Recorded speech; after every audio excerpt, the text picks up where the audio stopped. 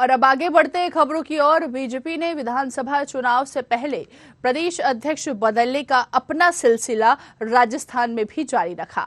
नए प्रदेश अध्यक्ष सीपी जोशी की नियुक्ति होने के बाद सतीश पुनिया ने 3.5 साल के कार्यकाल पर संतुष्टि का इजहार किया। साथ ही नए प्रदेश अध्यक्ष को अपना योग्य उत्तराधिकारी भी बताया। वहीं पुनिया ने कहा कि गहलोत सरकार को उखाड़ फेंकने के लिए सब मिलकर काम करेंगे। जनसंवाद के बाद मीडिया से रूबरू होते हुए सतीश पुनिया ने कहा कि पार्टी से व्यक्तिगत नहीं संस्थागत काम होता है। पार्टी को सरकार में लाने के लिए और कांग्रेस को बाहर करने के लिए हमने कवायद की थी। पुनिया ने कहा कि पार्टी ने जब जो भूमिका दी उन्होंने ईमानदारी से काम किया। अब भी पार्टी कहेगी तो दफ्तर में दरी बिछाने से लेकर झाड़ू लगाने तक का सारा काम करूंगा।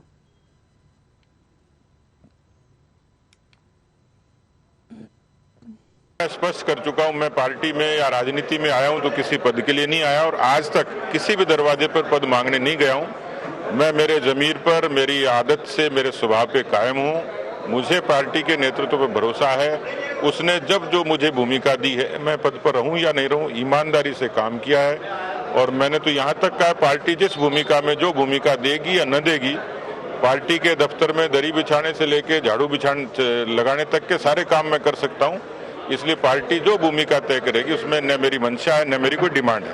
भाई साहब, एक छोटा विरोध प्रदर्शन हुआ था जब आपने ट्वीट करके भी क्लियर किया था कि ये लोग बीजेपी से नहीं है, तो उस बारे में क्या कहेंगे? क्योंकि वो विरोध प्रदर्शन का ये ऐसी कई बार ऐसे अवसरों पर, क्योंकि मैं समझता हूँ कि मेरा जो जीवन है अभी तक निष्कलंक रहा है और कहीं न कहीं कुछ लोग ऐसे होते हैं जो जहाँ भ्रम फैलाने की कोशिश करते हैं, बदनाम करने की कोशिश करते हैं, उसकी आवश्यकता नहीं थी।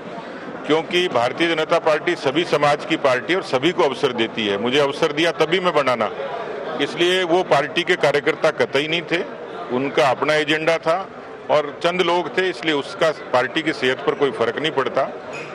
हम लोग पार्टी के फोरम पर, पार्टी के छाते के नीचे पूरे तरीके से मन से हम लोग यूनाइट हैं और उसी भावना से काम करेंगे।